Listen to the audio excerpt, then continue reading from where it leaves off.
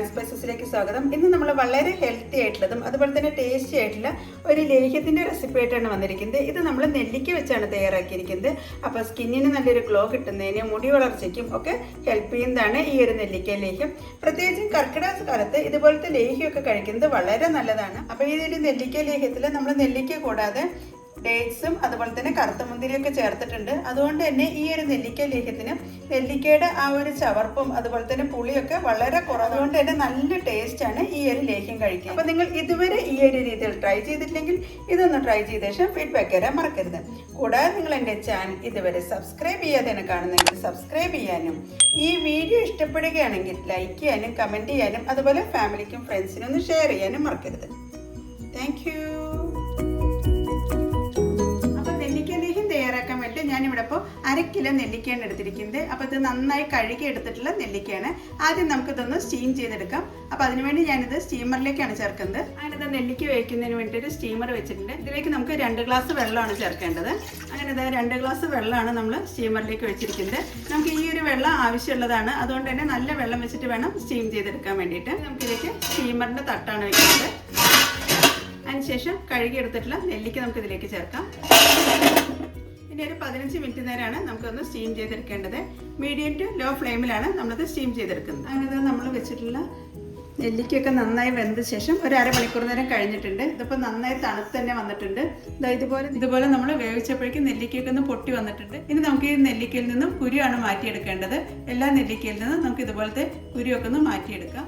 ഒരു കത്തി വെച്ചിട്ടാണ് നമ്മളിതിൻ്റെ കുരുവൊക്കെ എടുത്ത് മാറ്റുന്നത്. പെട്ടെന്ന് തന്നെ കുരു ഇളകി കിട്ടുന്നതാണ്. ഈ ഒരു രീതിയിൽ നമുക്ക് എല്ലാ നെല്ലിക്കയിൽ നിന്നും കുരു എടുത്ത് മാറ്റാം. അങ്ങനെ നമുക്ക് എല്ലാ നെല്ലിക്കയിൽ നിന്നും കുരുവാണ് എടുത്ത് മാറ്റേണ്ടത്. അതുകൊണ്ട് തന്നെ നമുക്ക് പെട്ടെന്ന് തന്നെ കുരുവൊക്കെ എടുക്കാൻ പറ്റുന്നതാണ്.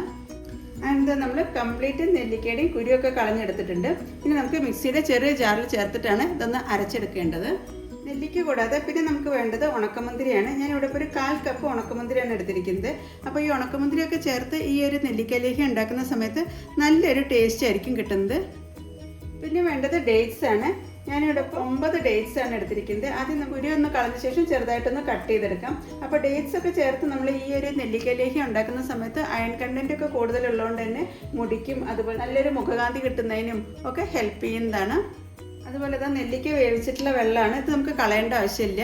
ഈ ഒരു വെള്ളത്തിലാണ് നമ്മൾ ഉണക്കമുന്തിരിയും അതുപോലെ തന്നെ ഡേറ്റ്സും ഒന്ന് അരച്ചെടുക്കുന്നത്. അങ്ങനത്തെ ഡേറ്റ്സിൻ്റെ കുരുവൊക്കെ കളഞ്ഞ ശേഷം ചെറുതായിട്ടൊന്ന് കട്ട് ചെയ്തെടുത്തിട്ടുണ്ട്. അപ്പോൾ ഡേറ്റ്സും അതുപോലെ തന്നെ ഈ ഒരു കറുത്ത മുന്തിരിയൊക്കെ ഹെയറിനും അതുപോലെ തന്നെ സ്കിന്നിനൊക്കെ നല്ലൊരു ഗ്ലോ കിട്ടാനൊക്കെ ഹെൽപ്പ് ചെയ്യുന്നതാണ്. ഇനി നമുക്കിത് മിക്സിയുടെ ചെറിയ ജാറിൽ നന്നായി അരച്ച് പേസ്റ്റ് ആക്കി എടുക്കാം. മിക്സിയുടെ ചെറിയ ജാറിലേക്ക് നമ്മൾ എടുത്തു വെച്ചിട്ടുള്ള നെല്ലിക്ക ചേർക്കാം. അപ്പോൾ ആദ്യം നമ്മൾ അരച്ചെടുക്കുന്ന സമയത്ത് ഒട്ടും വെള്ളം ചേർക്കുന്നില്ല. 2-3 പ്രാവശ്യമായിട്ട് നമുക്ക് നെല്ലിക്ക അരച്ചെടുക്കാം. ഞാനിത് നെല്ലിക്ക ഒന്ന് ക്രഷ് ചെയ്തെടുത്തിട്ടുണ്ട്. ഇനി നമുക്ക് ഇതിലേക്ക് നേരത്തെ നെല്ലിക്ക വേവിച്ചിട്ടുള്ള വെള്ളം ഉണ്ടല്ലോ, അപ്പോൾ ആ വെള്ളം ചേർത്തിട്ടാണ് ഒന്നും കൂടി ഒന്ന് അരച്ച് പേസ്റ്റ് ആക്കി എടുക്കുന്നത്. 1-2 ടേബിൾ സ്പൂൺ നെല്ലിക്ക വേവിച്ച വെള്ളം ചേർക്കാം.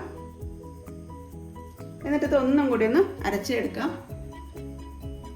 അങ്ങനത്തെ നമ്മൾ നെല്ലിക്കയൊക്കെ നന്നായി അരച്ചെടുത്തിട്ടുണ്ട്. നല്ല പേസ്റ്റ് രൂപത്തിൽ തന്നെ അരഞ്ഞു കിട്ടിയിട്ടുണ്ട്. ഇതുപോലെ ബാക്കിയുള്ള നെല്ലിക്ക നന്നായി ഒന്ന് അരച്ചെടുക്കാം. അരച്ചെടുത്തിട്ടുള്ള നെല്ലിക്ക നമുക്ക് ഒരു ബൗളിലേക്ക് ചേർക്കാം. അങ്ങനെ 2 പ്രാവശ്യമായിട്ട് കംപ്ലീറ്റ് നെല്ലിക്ക അരച്ചെടുത്ത് കഴിഞ്ഞിട്ടുണ്ട്. നെല്ലിക്ക അരച്ച് വെച്ചിട്ടുള്ള അതേ മിക്സിയുടെ ജാറിലേക്ക് ഞാൻ ചേർക്കുന്നത് ഡേറ്റ്സും അതുപോലെ തന്നെ കറുത്ത മുന്തിരിയാണ്. ഇത് നമുക്ക് ഇതിലേക്ക് തന്നെ ചേർക്കാം. ഇതിലേക്ക് നമുക്ക് നെല്ലിക്ക വേവിച്ചിട്ടുള്ള വെള്ളം കൂടി ചേർത്തിട്ടാണ് അരച്ചെടുക്കുന്നത്. 1-2 ടേബിൾ സ്പൂൺ നെല്ലിക്ക വെള്ളം ചേർത്തിട്ടുണ്ട്. ഇനി നമുക്കിതും നല്ല ഫൈൻ പേസ്റ്റ് ആയിട്ട് തന്നെ ഒന്ന് അരച്ചെടുക്കാം. അങ്ങനെ നമ്മൾ ഡേറ്റ്സും അതുപോലെ തന്നെ ഉണക്കമുന്തിരി നന്നായി അരച്ചെടുത്തിട്ടുണ്ട്. ഈ ഒരു രീതിയിൽ ഫൈൻ പേസ്റ്റ് ആവുന്ന രീതിയിലാണ് നമ്മൾ അരച്ചെടുത്തിരിക്കുന്നത്. ഇനി നമുക്ക് നെല്ലിക്ക ലേഹ്യം എങ്ങനെയാണ് ഉണ്ടാക്കുന്നത് എന്നുള്ളത് നോക്കാം. നെല്ലിക്ക ലേഹ്യത്തിനുള്ള ശർക്കര എടുക്കുന്നതിന് വേണ്ടിയിട്ട് ഞാനൊരു 1/2 ഗ്ലാസ് വെള്ളമാണ് ചേർക്കുന്നത്. ഞാനിപ്പോൾ ഇതിലേക്ക് 3 അച്ച് ശർക്കരയാണ് ചേർക്കുന്നത്. ഇതുപോലെ നല്ല കറുത്ത ശർക്കര വെച്ചിട്ട് വേണം ലേഹ്യമൊക്കെ തയ്യാറാക്കുമ്പോൾ എടുക്കാൻ. ഇപ്പം നിങ്ങളുടെ കയ്യിൽ ശർക്കര ഇല്ലെങ്കിൽ കരിപ്പൊട്ടി ചേർത്തിട്ട് നമുക്ക് ഈ ഒരു നെല്ലിക്ക ലേഹ്യം തയ്യാറാക്കാവുന്നതാണ്. അപ്പോൾ ആദ്യം നമുക്ക് ഈ ശർക്കരയൊന്നും പൊടിച്ചെടുക്കാം. എന്നിട്ടാണ് ഞാൻ ഉരുക്കിയെടുക്കുന്നത്. അങ്ങനെ 3 ശർക്കര ഞാൻ പൊടിച്ചെടുത്തിട്ടുണ്ട്. ഇത് നമുക്ക് വെള്ളത്തിലേക്ക് ചേർത്ത് ഉരുക്കിയെടുക്കാം. ശർക്കര നന്നായി മെൽറ്റ് ആവുന്നവരെയാണ് ഉരുക്കിയെടുക്കേണ്ടത്. ഒരു നെൽപ്പരുവ് ആവേണ്ട ആവശ്യമൊന്നുമില്ല, ജസ്റ്റ് ഒന്ന് മെൽറ്റായി കിട്ടിയാൽ മതി. അപ്പോൾ ഇങ്ങനെ പൊടിച്ച് ചേർക്കുന്നതുകൊണ്ട് തന്നെ പെട്ടെന്ന് തന്നെ മെൽറ്റായി കിട്ടുന്നതാണ്. അതിനുശേഷം അരിച്ച ശേഷമാണ് നമ്മൾ ലേഹ്യത്തിലേക്ക് ചേർക്കുന്നത്. നമ്മൾ ശർക്കരയൊക്കെ നന്നായി ഉരുക്കിയെടുത്തിട്ടുണ്ട്. ഈ ഒരു രീതി ആവുന്നവരെയാണ് ഉരുക്കിയെടുക്കുന്നത്. നെല്ലിക്കലേഹ്യം തയ്യാറാക്കാൻ വേണ്ടി ഞാനൊരു ഗ്രാനൈറ്റിൻ്റെ പോട്ടാണ് വെച്ചിരിക്കുന്നത്. ഇതിലാണ് നമ്മൾ നെല്ലിക്കലേഹ്യം തയ്യാറാക്കുക. ഇങ്ങനെ നമ്മൾ ലേഹ്യം ഉണ്ടാക്കാൻ വേണ്ടി ആദ്യം ശർക്കര പാനിയാണ് ചേർക്കുന്നത്. അരിച്ചൊഴിക്കണം. പൊടിയും കല്ലൊക്കെ ഉണ്ടാവുന്നതാണ്, അതുകൊണ്ട് തന്നെ അരിച്ച് കംപ്ലീറ്റ് ആയിട്ട് നമ്മൾ ഒഴിക്കുകയാണ്. നമ്മൾ അരച്ച് വെച്ചിട്ടുള്ള നെല്ലിക്കയാണ് ഇതിലേക്ക് ചേർക്കുന്നത്. ഇതിലേക്ക് ചേർക്കുന്നത് അരച്ചു വെച്ചിട്ടുള്ള ഡേറ്റ്സും അതുപോലെ തന്നെ കറുത്ത മുന്തിരിയാണ്. ഇത് നമുക്കിതിലേക്ക് ചേർക്കാം.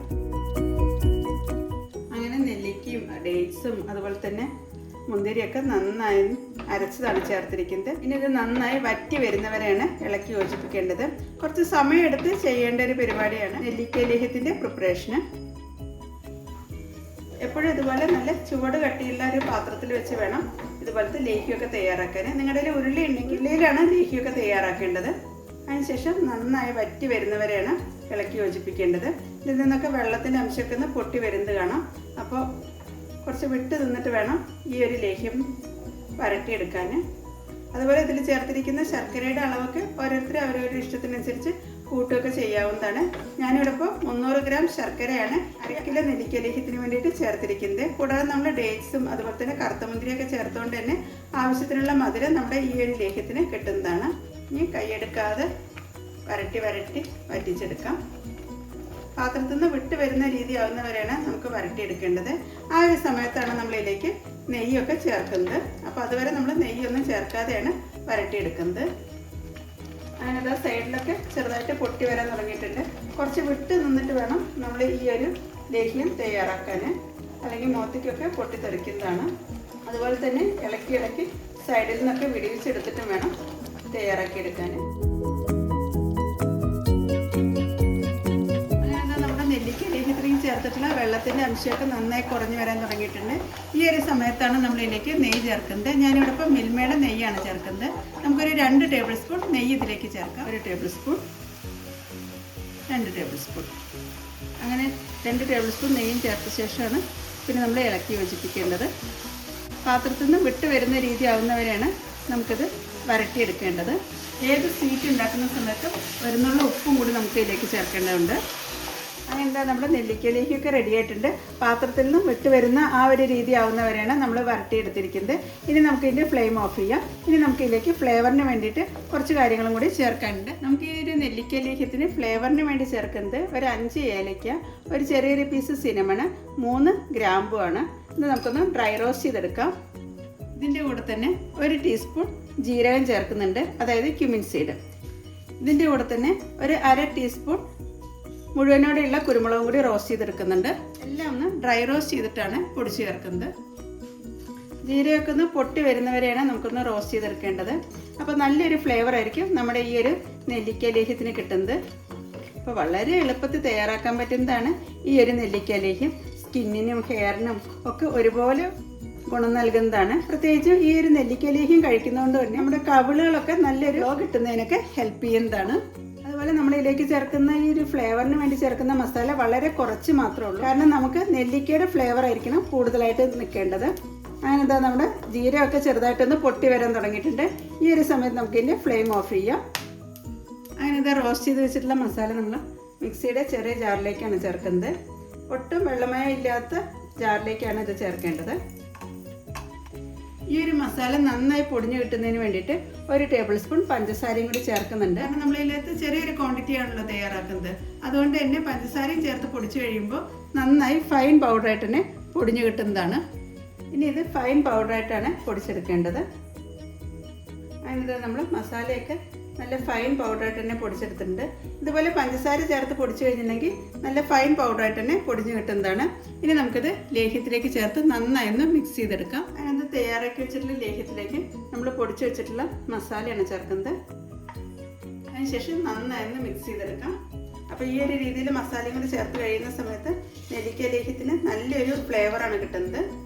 പക്ഷെ എപ്പോഴും നെല്ലിക്കയുടെ ഒരു ഫ്ലേവർ ആയിരിക്കണം മുന്നിട്ട് നിൽക്കേണ്ടത്.